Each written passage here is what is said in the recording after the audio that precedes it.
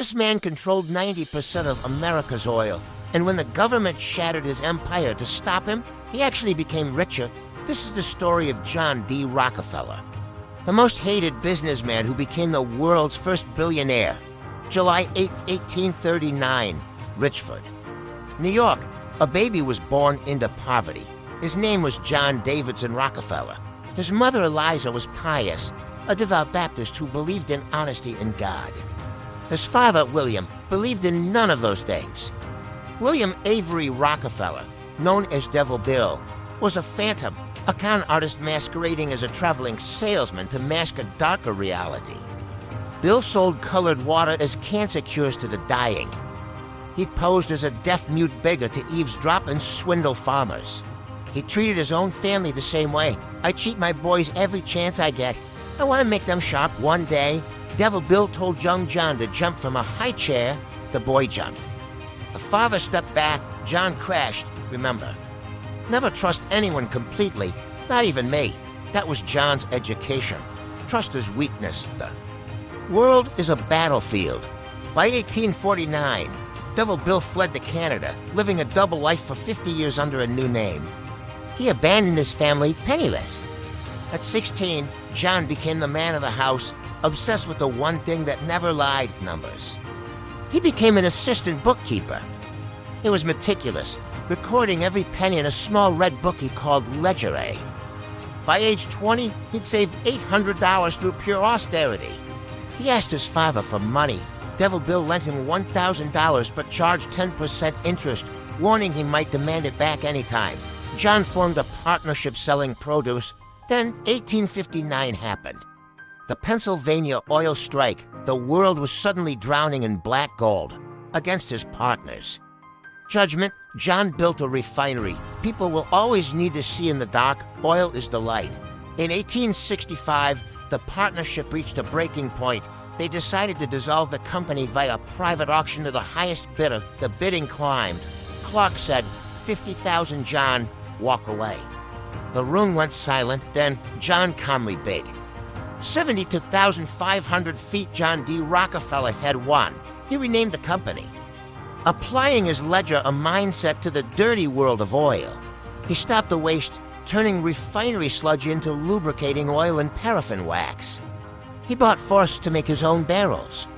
By 30, he owned the largest refinery in Cleveland. But he saw hundreds of small refineries as a mess ruining the industry. 1870, he incorporated the Standard Oil Company. He didn't look at oil wells. He looked at the veins of the nation, the railroads. He secured a secret partnership, the South Improvement Company. He got rebates and a spy network to track his rivals. He would invite competitors to his office and offer a choice. Sell to me now for stock or cash, or you will be crushed. In 1872, the Cleveland massacre peaked in 3 months. 22 of 26 refineries surrendered, but the public exploded in rage. Rockefeller didn't care. He already owned Cleveland. He moved to vertical integration, buying the warehouses and chemical plants when rivals built a pipeline to bypass him. Rockefeller engaged in pipe wars, sabotaging lines, and bribing officials by 1879. He sat atop 90% of the entire industry, but owning the world meant having a massive target on your back. In 1882, he created the trust, a legal shell game that allowed one entity to own everything while answering to no one. He was obsessed with the last drop, ordering a factory to use 39 drops of solder instead of 40. That one drop saved a fortune. He flooded the markets of Asia with blue tins. In China, he gave away lamps. If you give a man a lamp, you own his nights. By the 1890s, he was worth 1.5% of the U.S. economy. But as the empire reached its peak, the man began to wither. Rockefeller developed alopecia. He became a hairless figure, forced to wear wigs to mimic natural hair growth in 1902.